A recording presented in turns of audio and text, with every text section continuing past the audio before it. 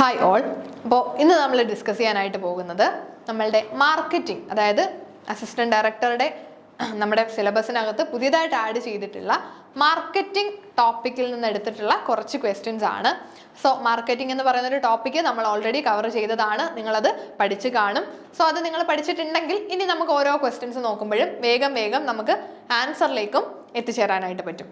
So നമ്മൾ already നമ്മളുടെ മാനേജ്മെന്റിൽ നിന്നും അതുപോലെ തന്നെ ഹ്യൂമൻ റിസോഴ്സ് മാനേജ്മെന്റ് HRM-ൽ നിന്നുമുള്ള ക്വസ്റ്റ്യൻസ് ഡിസ്കസ് ചെയ്ത് കഴിഞ്ഞു. ഇനി നമ്മൾ മാർക്കറ്റിംഗ് എടുക്കുമ്പോൾ മാർക്കറ്റിംഗ് കുറച്ച് വൈഡ് ടോപ്പിക്കാണ്. നമ്മൾ പഠിച്ചതിനകത്ത് കുറച്ചേറെ കാര്യങ്ങൾ നമുക്ക് പഠിക്കാനുണ്ടായിരുന്നു. സോ ഈ ഒരു മാർക്കറ്റിംഗിൻ്റെയും കംപ്ലീറ്റ് സിലബസും കവർ ചെയ്തിട്ടാണ് നമ്മൾ ഈ ഒരു ക്വസ്റ്റ്യൻസ് എടുത്തിട്ടുള്ളത്. സോ ഓരോ ക്വസ്റ്റ്യൻസ് പഠിക്കുമ്പോഴും ആ ഒരു ക്വസ്റ്റ്യൻസ് ഏത് ഏരിയയിൽ നിന്ന് ചോദിച്ചതാണ് എന്നൊന്ന് മനസ്സിലാക്കുക, ആ ഒരു ഏരിയ ഒന്നുകൂടി പോയി റെഫർ ചെയ്യുക. ആ ഒരു തരത്തിൽ നിങ്ങളൊരു സ്ട്രാറ്റജി ഫോളോ ചെയ്ത് പഠിക്കുകയാണെങ്കിൽ, അങ്ങനെ ഒരു സ്ട്രാറ്റജിയാണ് ഫോളോ ചെയ്യുന്നതെങ്കിൽ നിങ്ങൾക്ക് ഒരിക്കലും ഈ ഒരു കാര്യം മറന്നു പോകത്തില്ല. അതായത് പഠിച്ച കാര്യം തറമാകും, അതായത് നമ്മുടെ മനസ്സിൽ അത് പ്രോപ്പറായിട്ട് ഇരുന്നോളും, ഒരിക്കലും നമുക്ക് മറന്നു പോകില്ല. അപ്പോൾ ഓരോ ക്വസ്റ്റ്യൻസ് പഠിക്കുമ്പോഴും ആ ക്വസ്റ്റ്യൻസ് ഏത് ഏരിയയിൽ നിന്ന് ചോദിച്ചു, അപ്പോൾ ആ ഒരു ഏരിയ ഒന്നുകൂടി പോയി റെഫർ ചെയ്യുക. ഇപ്പോൾ നിങ്ങൾക്ക് മാർക്കറ്റിങ്ങിനകത്ത് മാർക്കറ്റിംഗ് ചാനൽസ് അല്ലെങ്കിൽ ഡിസ്ട്രിബ്യൂഷൻ ചാനൽസിനെ പറ്റി പഠിച്ചു. ഏതെങ്കിലും ഒരു ഡിസ്ട്രിബ്യൂഷൻ ചാനലിന്റെ ക്വസ്റ്റ്യൻ പഠിച്ചാൽ ഏതൊക്കെ ആയിരുന്നു ബാക്കി ഡിസ്ട്രിബ്യൂഷൻ ചാനൽസ് എന്ന് ഒന്നുകൂടി പോയി റെഫർ ചെയ്യുക. അതൊന്നുകൂടി പഠിച്ചിട്ട് വരുമ്പോൾ വീണ്ടും അത് നിങ്ങൾക്ക് ഒന്ന് മനസ്സിലുറയ്ക്കും, പിന്നെ ഒരിക്കലും മറന്നു പോകില്ല. ഈ തരത്തിലൊരു സ്ട്രാറ്റജി ഫോളോ ചെയ്ത് മുന്നോട്ട് പോവുക. സോ നമുക്ക് മാർക്കറ്റിംഗ് ഏരിയയിൽ നിന്നും ചോദിച്ചിട്ടുള്ള കുറച്ച് ക്വസ്റ്റ്യൻസ് നോക്കാം. ഫസ്റ്റ് ക്വസ്റ്റ്യൻ ആണ്, in the context of marketing what does the term value proposition refers to? മാർക്കറ്റിംഗിൽ നമ്മൾ വാല്യൂ പ്രൊപ്പോസിഷൻ എന്നൊരു ടേം പഠിച്ചിട്ടുണ്ട് അല്ലേ? എന്താണ് വാല്യൂ പ്രൊപ്പോസിഷൻ ഉദ്ദേശിക്കുന്നത്? The price of a product, the benefit and value that a product offers to customers, the marketing channel used to promote a product, the profit margin on a product. ഇതിൽ ഏതാണ് value proposition best describe ചെയ്യുന്നത്? Value proposition ഈ ഒരു term ഒക്കെ വളരെ simple ആണ്. ഇങ്ങനെയുമുള്ള simple ക്വസ്റ്റ്യൻസും നമ്മൾ ആഡ് ചെയ്തതിൻ്റെ ഉദ്ദേശം, അപ്പോൾ നിങ്ങൾ ഒന്നുകൂടി ഈ ഒരു ഏരിയ പഠിക്കും. അതായത് ചില കാര്യങ്ങൾ കോൺസെപ്റ്റ് ക്ലാരിറ്റി നിങ്ങൾക്ക് കുറവാണെങ്കിൽ ആ ഒരു കോൺസെപ്റ്റ് നമുക്കൊന്ന് ക്ലാരിഫൈ ചെയ്യാനായിട്ടും ഹെൽപ്ഫുൾ ആയിരിക്കും. സോ വാല്യൂ പ്രൊപ്പോസിഷൻ എന്താണ്? ക്വസ്റ്റ്യനിൽ തന്നെ നമുക്ക് സിമ്പിളായിട്ട് ആൻസറിലേക്ക് എത്താം. യെസ്, ഓപ്ഷൻ ബി ആണ് അല്ലേ? The benefit and value that a product offers to customers. ഒരു പ്രൊഡക്റ്റ് കസ്റ്റമേഴ്സിന് ഓഫർ ചെയ്യുന്ന വാല്യൂ, അല്ലെങ്കിൽ ആ ഒരു കസ്റ്റമേഴ്സിന് ആ ഒരു പ്രൊഡക്റ്റ് കൊണ്ട് കിട്ടുന്ന ബെനിഫിറ്റുകളെ നമുക്ക് വാല്യൂ പ്രൊപ്പോസിഷൻ എന്ന് പറയാനായിട്ട് പറ്റും. Okay, it clearly articulates the benefits and unique value that a product or service provides to customers, helping to differentiate it from competitors. Okay, നമുക്ക് നെക്സ്റ്റ് ക്വസ്റ്റ്യനിലേക്ക് പോകാം. Which of the following is not one of the traditional 4 P's of marketing mix? നമ്മുടെ marketing മിക്സിലെ 4 P's വരുന്നുണ്ട്, നമ്മൾ പഠിച്ചതാണല്ലേ? 4 P, ഏതൊക്കെ P ആണെന്ന് ഓർമ്മയുണ്ടായിരിക്കും. ആ ഒരു 4 P'സിൽ വരാത്തത് ഏതാണ്? 4 P's പഠിച്ചെങ്കിൽ സിമ്പിളായിട്ട് നമുക്ക് ആൻസറിലേക്ക് എത്താം അല്ലേ? Product, price, promotion, perfection. ഇതിലേതാണ് 4 P's? ഇതിലേതാണ് നമ്മുടെ മാർക്കറ്റിംഗിന്റെ 4 P'സിൽ വരാത്തൊരു P ഏതാണ്? യെസ്, ഓപ്ഷൻ ഡി, മാർക്കറ്റിംഗ് ആണ് അല്ലേ? നമ്മൾ ഓൾറെഡി പഠിച്ചിട്ടുണ്ട് 4 P's ഓഫ് മാർക്കറ്റിംഗ് ഏതൊക്കെയാണെന്ന്. നമുക്കൊന്നും കൂടി ഒന്ന് റെഫർ ചെയ്ത് നോക്കാം. 4 P's of marketing is product, price, place and promotion. ഈ 4 കാര്യങ്ങളാണ് അല്ലേ നമ്മുടെ മാർക്കറ്റിംഗ് മിക്സിലെ 4 P's. സർവീസ് മാർക്കറ്റിംഗ് മിക്സിൽ ഇതല്ല, അവിടെ 7 P's ഉണ്ട് അല്ലേ? ഈ 4 P'യുടെ കൂടെ ഒരു 3 P'യും കൂടെ ചേരുന്നുണ്ട്. അപ്പോൾ നമ്മുടെ മാർക്കറ്റിംഗ് മിക്സിൽ വരുന്ന 4 P's ഏതൊക്കെയാണ്? Product, price, place and promotion. ഈ 4 കാര്യങ്ങളും നിങ്ങൾ ഓർത്തിരിക്കുന്നുണ്ടാകും. ഓരോന്നും എന്താണ് എന്നും ഒന്ന് ഓർത്ത് വെച്ചേക്കുക. സോ നമുക്ക് നെക്സ്റ്റ് ക്വസ്റ്റ്യനിലേക്ക് പോകാം. Which function of marketing is primarily responsible for informing potential customers about a product and persuading them to purchase it? ഇതിൽ ഏത് മാർക്കറ്റിംഗ് ഫംഗ്ഷൻ ആണ് ഇങ്ങനെ പറയുന്നത്? അതായത് informing potential customers about a product and persuading them to purchase it. ഒരു പ്രൊഡക്റ്റിനെ പറ്റി കസ്റ്റമേഴ്സിനെ ഇൻഫോം ചെയ്യുക, അവരെ അത് വാങ്ങിപ്പിക്കാൻ വേണ്ടിയിട്ട്, ആ ഒരു പ്രൊഡക്റ്റ് വാങ്ങാൻ വേണ്ടി നമ്മൾ അവരെ എന്ത് ചെയ്യുക? പെർസുവേഡ് ചെയ്യുക അല്ലേ? അവരെ നമ്മൾ സ്വാധീനിക്കുന്നുണ്ടല്ലേ ആ ഒരു പ്രൊഡക്റ്റ് അവർ വാങ്ങാൻ വേണ്ടിയിട്ട്. ഇങ്ങനെയൊക്കെ ചെയ്യുന്നത് ഇതിൽ ഏത് ഫംഗ്ഷനാണ്? ഏത് മാർക്കറ്റിംഗ് ഫംഗ്ഷനാണ്? Distribution, promotion, pricing, product development. ഇവിടെയും നമുക്ക് സിമ്പിളായിട്ട് ആൻസറിലേക്ക് എത്താം. ഏത് ഫംഗ്ഷനാണ്? യെസ്, കസ്റ്റമേഴ്സിൻ്റെ അടുത്തോട്ട് ഒരു പ്രൊഡക്റ്റിൻ്റെ ഇൻഫർമേഷൻസ് എത്തിക്കുന്നു, അവരെ അത് വാങ്ങിക്കാനായിട്ട് പ്രേരിപ്പിക്കുകയും ചെയ്യുന്നു അല്ലേ. അങ്ങനെയൊക്കെ ചെയ്യുന്നത് ആരാണ്? യെസ്, പ്രൊമോഷൻ ആണല്ലേ. നമ്മൾ എപ്പോഴും കുറേ പ്രൊമോഷണൽ വീഡിയോസും മറ്റും പരസ്യങ്ങളും ഒക്കെ കാണാറുണ്ട്. ഓരോ പ്രൊഡക്റ്റിൻ്റെയും പ്രൊമോഷനാണ്. അത് കാണുമ്പോൾ ആ ഒരു പ്രൊഡക്റ്റിനെ പറ്റി നമ്മളുടെ അറിവിലേക്ക് എത്തും, അത് വാങ്ങാൻ നമ്മുടെ മനസ്സിലൊരു ആഗ്രഹവും വരും. സോ അത് പ്രൊമോഷൻ്റെ ഫംഗ്ഷൻ ആണല്ലേ. സോ ഇവിടെ ഓപ്ഷൻ ബി പ്രൊമോഷൻ ആണ് കറക്റ്റ് ആൻസർ ആയിട്ട് വരുന്നത്. So promotion is the function of marketing that focus on communicating information about the product, it's benefits and persuading potential customers to buy it through various promotional strategies. പല സ്ട്രാറ്റജീസിൽ കൂടി അത് കസ്റ്റമേഴ്സിനെ കൊണ്ട് buy ചെയ്യിപ്പിക്കാനായിട്ട് നോക്കുന്നതാണ് പ്രൊമോഷന്റെ ഡ്യൂട്ടി. സോ നമുക്ക് next question നോക്കാം. In the context of pricing strategy, what does skimming refers to? ഇത് വളരെ ഇമ്പോർട്ടൻ്റ് ആണ്. നമ്മുടെ പ്രൈസിംഗ് സ്ട്രാറ്റജീസ് നിങ്ങൾ പ്രോപ്പറായിട്ട് പഠിച്ചു വെച്ചേക്കണം. മാർക്കറ്റിങ്ങിനകത്ത് പ്രൈസിംഗ് സ്ട്രാറ്റജിയിൽ നിന്നും ഒരു ക്വസ്റ്റ്യൻ എന്തായാലും ഉറപ്പായിട്ടും ചോദിക്കും. അപ്പോൾ സ്കിമ്മിങ് പ്രൈസിങ്ങും പെനട്രേഷൻ പ്രൈസിങ്ങും കോസ്റ്റ് പ്ലസ് പ്രൈസിങ്ങും ഒക്കെ ഒന്ന് പഠിച്ചു വെച്ചേക്കുക. സോ ഇതിൽ സ്കിമ്മിങ് പ്രൈസിംഗ് എന്താണ് ഉദ്ദേശിക്കുന്നത്? Option A, setting a low initial price to attract customers. Option B, setting a high initial price to maximise profit from early adopters. Option C, offering discount to increase sales volume. Option D, adjusting prices based on competitors' actions. ഇതിലേതാണ് skimming പ്രൈസിങ്ങിൽ ഉദ്ദേശിക്കുന്നത്? Skimming എന്ന് നമ്മൾ പഠിച്ചിട്ടുള്ളതാണ്. Initially ഏത് പ്രൈസാണ് fix ചെയ്യുന്നത്? Yes, initially high price fix ചെയ്യും അല്ലേ. ആദ്യം വളരെ വലിയൊരു പ്രൈസ് ഫിക്സ് ചെയ്യും. വലിയൊരു പ്രൈസ് ഫിക്സ് ചെയ്യുമ്പോൾ ഏർലി അഡോപ്റ്റേഴ്സിൻ്റെ അടുത്തുനിന്ന് നമുക്ക് പ്രോഫിറ്റ് കിട്ടാനാണ്. അതായത് ചില പ്രൊഡക്റ്റുകൾ, ചില ആളുകളുണ്ട് ഒരു പ്രൊഡക്റ്റ് ഇറങ്ങുമ്പോൾ തന്നെ അന്നേരം മേടിക്കണം. അതായത് ഏർലി അഡോപ്റ്റേഴ്സ് ഉണ്ടല്ലേ, ഒരു പ്രോഡക്റ്റ് ഇറങ്ങിയാൽ ബാക്കിയുള്ളവരുടെ കയ്യിൽ കിട്ടുന്നതിന് മുന്നേ നമുക്ക് വാങ്ങിച്ചിരിക്കണം, അങ്ങനെയൊക്കെയുള്ള ചിന്താഗതിയുള്ള കസ്റ്റമേഴ്സ് ഉണ്ട്. അങ്ങനെയുള്ളവരുടെ കയ്യിൽ നിന്ന് പ്രോഫിറ്റ് കിട്ടാനാണ് സ്കിമ്മിങ് സ്ട്രാറ്റജി യൂസ് ചെയ്യുന്നത്. അതായത് ഒരു പ്രൊഡക്റ്റ് ഇറക്കുമ്പോൾ ഹൈ പ്രൈസ് ആയിരിക്കും, പിന്നീട് എന്ത് ചെയ്യും? പ്രൈസ് കുറയ്ക്കും. കോമ്പറ്റീഷൻ വരുമ്പോഴത്തേക്കിന്, ആ ഒരു പ്രൊഡക്റ്റിന് കോമ്പറ്റീഷൻ ആയി തുടങ്ങുമ്പോഴത്തേക്കിന് ഇവരെന്ത് ചെയ്യും? പ്രൈസ് അങ്ങ് കുറയ്ക്കും. അപ്പോൾ കോമ്പറ്റീഷൻ എൻ്റർ ചെയ്യുന്നതിന് മുന്നേ ഒരു വലിയ ലാഭം പെട്ടെന്ന് എടുക്കാൻ വേണ്ടിയിട്ടാണ് സ്കിമ്മിങ് സ്ട്രാറ്റജി യൂസ് ചെയ്യുന്നത്. സോ ഹൈ ഇനീഷ്യൽ പ്രൈസ് ആയിരിക്കും ഉണ്ടാവുക. Okay, skimming involve introducing a product at a high price to capture maximum revenue from early adopters before gradually lowering the price to attract more price sensitive customers. Early അഡോപ്റ്റേഴ്സിൻ്റെ കയ്യിൽ നിന്ന് നമുക്ക് ആദ്യം കുറേ profit കിട്ടും. അത് കിട്ടിക്കഴിഞ്ഞാൽ പിന്നെ നമ്മൾ എന്ത് ചെയ്യും? പ്രൈസ് അങ്ങ് കുറയ്ക്കും. എന്തിനാണ്? പ്രൈസ് സെൻസിറ്റീവ് കസ്റ്റമേഴ്സിനെ അട്രാക്ട് ചെയ്യാനായിട്ട്. ഈ ഒരു സ്ട്രാറ്റജിയാണ് സ്കിമ്മിങ് സ്ട്രാറ്റജി എന്ന് പറയുന്നത്. സോ നമുക്ക് നെക്സ്റ്റ് ക്വസ്റ്റ്യൻ നോക്കാം. What is the primary goal of market research within the marketing function? എന്താണ് മാർക്കറ്റ് റിസർച്ചിന്റെ ഗോൾ? അതായത് നമ്മുടെ മാർക്കറ്റിങ്ങിനകത്ത് മാർക്കറ്റ് റിസർച്ച് എന്നൊരു വാക്ക് നമ്മൾ പഠിച്ചിട്ടുള്ളതാണ്. മാർക്കറ്റ് റിസർച്ചിന്റെ ഫംഗ്ഷൻ എന്താണെന്നാണ് ചോദിച്ചിട്ടുള്ളത്. To increase production efficiency, to understand customer needs and preferences, to set pricing strategies, to design promotional campaigns. Market റിസർച്ചുകൾ നടത്തുന്നത് എന്തിനാണ്? മാർക്കറ്റിംഗ് ഫംഗ്ഷനിൽ നമ്മൾ ഫസ്റ്റ് ചെയ്യുന്നത് മാർക്കറ്റ് റിസർച്ച് ആണ് അല്ലേ. എന്തിനാണ് മാർക്കറ്റിനെ പറ്റി റിസർച്ച് ചെയ്യുന്നത്? ഓപ്ഷൻ ബി ആണ് അല്ലേ. To understand customer needs and preference. കസ്റ്റമേഴ്സിന്റെ നീഡ്സും പ്രിഫറൻസും എന്താണെന്ന് മനസ്സിലാക്കണം. എന്നിട്ട് വേണം നമ്മൾ ആ ഒരു പ്രൊഡക്റ്റിനെയൊക്കെ ഡിസൈൻ ചെയ്യാനായിട്ട്. അപ്പോൾ ആദ്യം മാർക്കറ്റ് റിസർച്ച് നടത്തി കസ്റ്റമേഴ്സിന്റെ നീഡ്സും വോൺസും ഒക്കെ മനസ്സിലാക്കണം. അതിന് വേണ്ടിയിട്ടാണ് നമ്മൾ മാർക്കറ്റ് റിസർച്ച് നടത്താറുള്ളത്. സോ നമുക്ക് നെക്സ്റ്റ് ക്വസ്റ്റ്യനിലേക്ക് പോകാം. ഓക്കെ, മാർക്കറ്റ് റിസർച്ച് എന്താണെന്ന് നമുക്കറിയാം. Aims to gather insight about customers including their need, preference and behaviour which inform product development, marketing strategy and overall business decisions. ആ ഒരു ബിസിനസ്സിനെ പ്രൊഡക്റ്റ് ഡെവലപ്പ് ചെയ്യണമെങ്കിലും ഏത് മാർക്കറ്റിംഗ് സ്ട്രാറ്റജി യൂസ് ചെയ്യണമെന്ന് തീരുമാനിക്കണമെങ്കിലുമൊക്കെ ആദ്യം കസ്റ്റമർ നീഡ്സ് ആൻഡ് വോൺസും കസ്റ്റമർ പ്രിഫറൻസും ഒക്കെ എന്ത് ചെയ്യണം? അറിഞ്ഞിരിക്കണം. അതിനാണ് മാർക്കറ്റ് റിസർച്ച് നടത്തുന്നത്. Okay, next question. Which of the following entry strategy is typically the least risky for entering international market?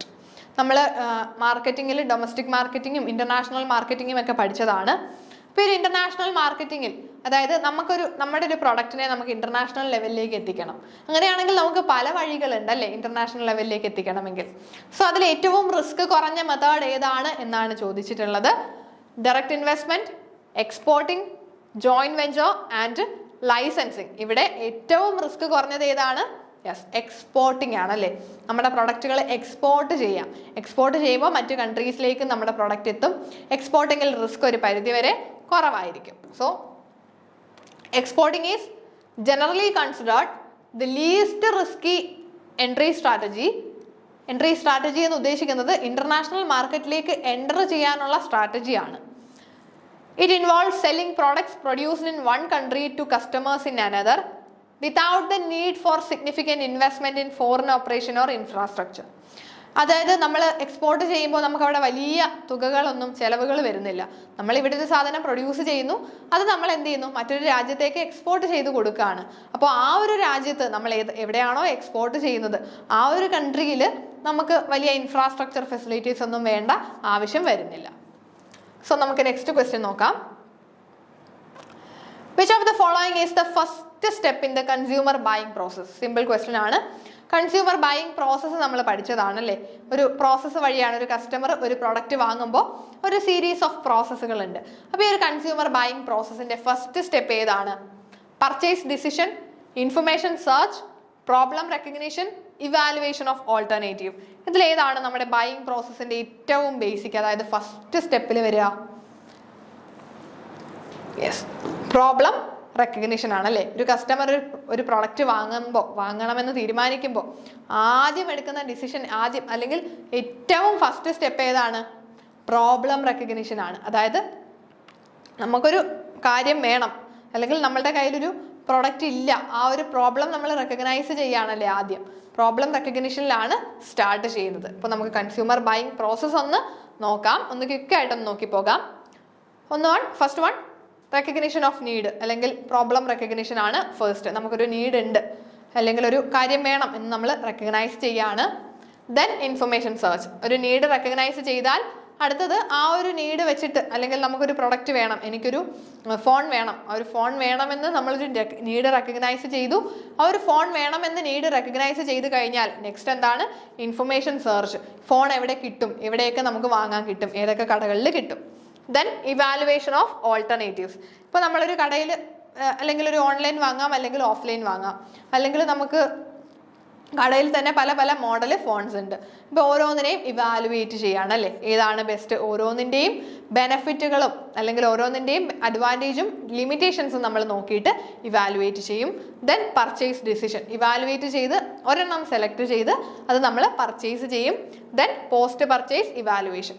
Purchase ചെയ്ത് കഴിഞ്ഞിട്ടും ഉണ്ടല്ലേ പോസ്റ്റ് പർച്ചേസ് ചെയ്ത് കഴിഞ്ഞ് സാറ്റിസ്ഫൈഡ് ആണെങ്കിൽ നമ്മളത് ആ ഒരു പ്രോഡക്റ്റ് അല്ലെങ്കിൽ അത് വീണ്ടും കണ്ടിന്യൂ ചെയ്യാം, അല്ലെങ്കിൽ ഡിസാറ്റിസ്ഫൈഡ് ആണെങ്കിൽ പിന്നീട് നമ്മൾ ആ ഒരു ബ്രാൻഡിനെ വാങ്ങാതിരിക്കും അല്ലേ. സോ ഈ ഒരു രീതിയിലാണ് നമ്മുടെ കൺസ്യൂമർ ബൈയിങ് പ്രോസസ്സ് വരുന്നത്. Need recognition, information search, evaluation of alternative, purchase decision, post purchase evaluation. Next ക്വസ്റ്റ്യനിലേക്ക് പോകാം. Which of the following factors can influence the post-purchase behavior of customers? കസ്റ്റമേഴ്സിന്റെ പോസ്റ്റ് പർച്ചേസ് ബിഹേവിയറിനെ influence ചെയ്യുന്ന factors ഏതൊക്കെയാണ്? Advertising exposure, brand loyalty, customer service experience, all of the above. ഏതാണ് കസ്റ്റമേഴ്സിന്റെ post purchase ബിഹേവിയറിനെ effect ചെയ്യാണ്? പോസ്റ്റ് പർച്ചേസ് എന്ന് പറഞ്ഞാൽ ഒരു പ്രൊഡക്റ്റ് പർച്ചേസ് ചെയ്ത് കഴിഞ്ഞുള്ള അവരുടെ ബിഹേവിയർ ആണ്. അഡ്വർടൈസിംഗ് എക്സ്പോഷർ അതും നമ്മളെ എഫക്ട് ചെയ്യും അല്ലേ. കാരണം ചില പ്രൊഡക്റ്റുകൾ വലിയ എക്സ്പോഷർ ആയിരിക്കും, അതായത് ഭയങ്കര പരസ്യങ്ങളൊക്കെ കൊടുക്കും. ഈ പരസ്യം കണ്ടായിരിക്കും നമ്മൾ പോയി വാങ്ങിക്കഴിഞ്ഞാലോ നമ്മൾ എന്ത് പറയും? പരസ്യത്തിൽ പറഞ്ഞ പോലെ ഒന്നും ഇല്ല, വെറുതെ ആയിരുന്നു. അപ്പോൾ അഡ്വർടൈസിങ് നമ്മുടെ പോസ്റ്റ് പർച്ചേസ് ബിഹേവിയറിനെ എഫക്ട് ചെയ്യുന്നുണ്ട്. അതേപോലെ ബ്രാൻഡ് ലോയൽറ്റി. ചില ബ്രാൻഡുകൾ നമ്മൾ ബ്രാൻഡിനോടുള്ള ഒരു ലോയൽറ്റി, അല്ലെങ്കിൽ ബ്രാൻഡ് നല്ലതാണ്, അല്ലെങ്കിൽ അതിലൊരു വിശ്വാസത്തിൽ നമ്മൾ ആ പ്രൊഡക്റ്റ് വാങ്ങും. പക്ഷേ ആ ഒരു ക്വാളിറ്റി ഇല്ലെങ്കിൽ നമ്മൾ പോസ്റ്റ് പർച്ചേസ് ബിഹേവിയറിൽ ബ്രാൻഡ് ലോയൽറ്റിക്ക് വലിയൊരു പങ്കുണ്ട് അല്ലേ. വാങ്ങിക്കഴിഞ്ഞിട്ടായിരിക്കും നമ്മൾ പറയുന്നത് ഈ ബ്രാൻഡ് ആയതുകൊണ്ടാണ് വാങ്ങിയത്, പക്ഷേ ക്വാളിറ്റി ഇല്ല. ദെൻ കസ്റ്റമർ സർവീസ് എക്സ്പീരിയൻസ്, അതും നമ്മുടെ പോസ്റ്റ് പർച്ചേസ് ബിഹേവിയറെ എഫക്ട് ചെയ്യും. നമ്മളൊരു പ്രോഡക്റ്റ് വാങ്ങിക്കഴിഞ്ഞു, ഇനി അതിലെന്തെങ്കിലും ഫോൾട്ട് ഉണ്ട്, വർക്ക് ചെയ്യുന്നില്ല, നമ്മൾ ആരെ വിളിക്കും? കസ്റ്റമർ കെയറിനെ വിളിക്കും. അപ്പോൾ ഉള്ള എക്സ്പീരിയൻസ് അതും നമ്മുടെ പോസ്റ്റ് പർച്ചേസ് ബിഹേവിയറിനെ അഫക്റ്റ് ചെയ്യും. So all of the above അല്ലെ, ഓപ്ഷൻ ഡി ആണ് ഇവിടുത്തെ കറക്റ്റ് ആൻസർ. ഇതിലെല്ലാം നമ്മുടെ പോസ്റ്റ് പർച്ചേസ് ബിഹേവിയറിനെ എഫക്റ്റ് ചെയ്യുന്ന ഫാക്ടേഴ്സ് ആണ്. സോ നമുക്ക് നെക്സ്റ്റ് ക്വസ്റ്റ്യനിലേക്ക് പോകാം. പോസ്റ്റ് പർച്ചേസ് ബിഹേവിയർ എന്താണ് എന്ന് നമുക്ക് ഓൾറെഡി അറിയാം, ജസ്റ്റ് ഒന്ന് നോക്കിക്കോളാം. It can be influenced by various factors including previous advertising exposure, level of brand loyalty, experience with customer service, which can affect future purchasing decision and satisfaction. So, next question. In which stage do customers feel cognitive dissonance and what it is? ഏത് സ്റ്റേജിലാണ് കസ്റ്റമേഴ്സിനൊരു cognitive dissonance വരുന്നത്, അതുപോലെ എന്താണ് cognitive dissonance, അതാണ് നമ്മുടെ ചോദ്യം. ഇതിൽ ഏത് സ്റ്റേജിലാണ് കോഗ്നിറ്റീവ് ഡിസോണൻസ് വരുന്നത്? പ്രോബ്ലം റെക്കഗ്നിഷൻ,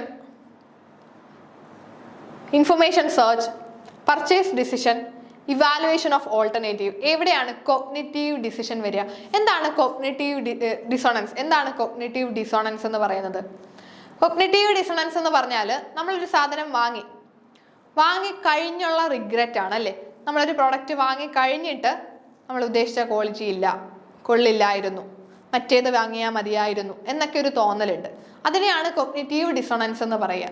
അത് ഇതിലേത് സ്റ്റേജിലാണ്? Problem recognition, information search, purchase decision, evaluation of alternative. Yes, purchase ഡിസിഷനിലാണ് അല്ലേ നമ്മുടെ കോഗ്നിറ്റീവ് ഡിസോണൻസ് വരിക.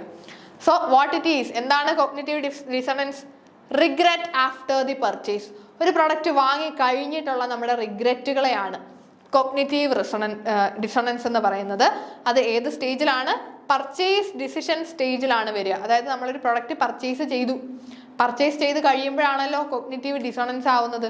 പർച്ചേസ് ചെയ്ത് കഴിഞ്ഞാണ് വേണ്ടായിരുന്നു എന്ന് തോന്നുന്നത്. So that is the cognitive dissonance. So cognitive dissonance refers to the feelings of regret or doubt a customer may experience after making a purchase decision, particularly if they feel they made the wrong choice or could have chosen a better option.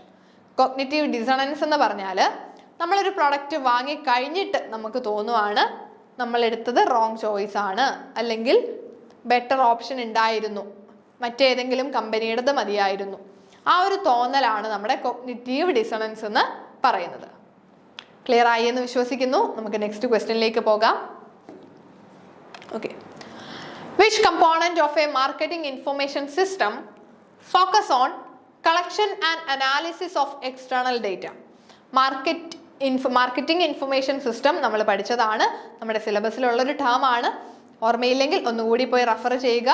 So marketing information സിസ്റ്റത്തിൽ ഏത് component ആണ് നമ്മുടെ external data collection and അനാലിസിസിനെ help ചെയ്യുന്നത്, അല്ലെങ്കിൽ analysis and collection of external ഡേറ്റയിൽ focus ചെയ്യുന്നത് MISന്റെ ഏത് കമ്പോണന്റിന്റെ ഡ്യൂട്ടിയാണ്? Internal report system, marketing research system, decision support system, database management system. ഇതിലേതാണ് നമ്മുടെ എക്സ്റ്റേണൽ ഡേറ്റ കളക്ഷൻ ആൻഡ് അനാലിസിസിന് ഫോക്കസ് കൊടുക്കുന്നത്?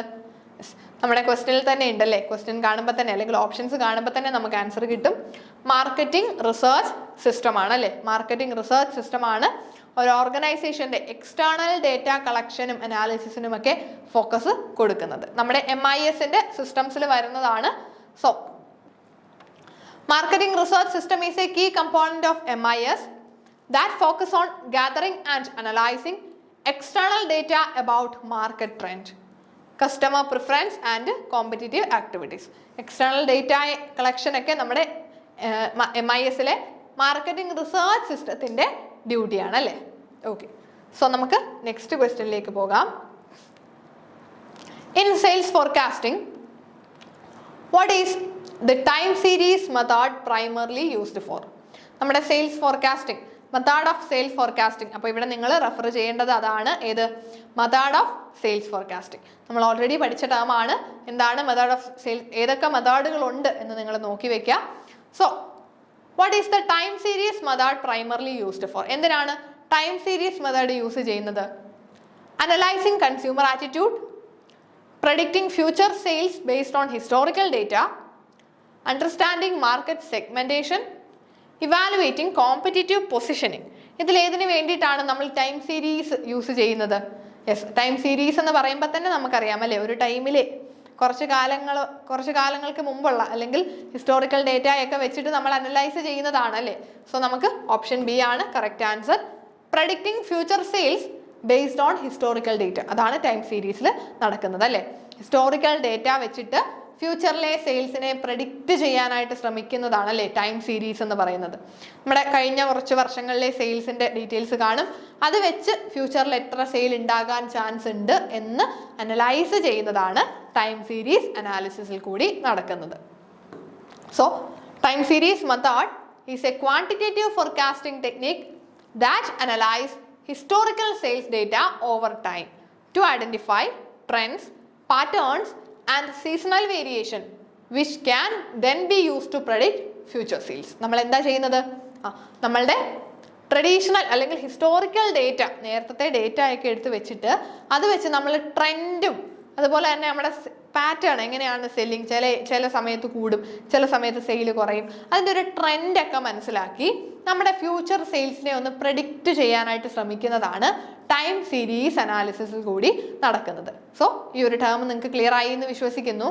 ബാക്കി ടേമുകളും ഒന്ന് പ്രോപ്പറായിട്ട് പോയി നോക്കുക. പലതരത്തിലുള്ള സെയിൽ ഫോർകാസ്റ്റിംഗ് ടെക്നിക്കുകളെ പറ്റിയിട്ട് നമ്മൾ പഠിച്ചതാണ്, അത് ഒന്നുകൂടി ഒന്ന് റെഫർ ചെയ്തേക്കുക. Next question, what role does a sales forecast play in an organization? ഇതൊക്കെ നമുക്ക് സിമ്പിളായിട്ട് ഡയറക്റ്റ് ആയിട്ട് എടുത്തിട്ടുള്ള ക്വസ്റ്റ്യൻസ് ആണ്. ഇതൊക്കെ നിങ്ങൾക്ക് ആ കോൺസെപ്റ്റ് ക്ലാരിറ്റി കിട്ടാൻ അല്ലെങ്കിൽ ഒന്നും കൂടി കോൺസെപ്റ്റ് തറവാകാൻ വേണ്ടിയിട്ടാണ് അതിനെ നമ്മളൊന്ന് ക്വസ്റ്റ്യൻ രൂപത്തിലാക്കി ഡിസ്കസ് ചെയ്യുന്നത്.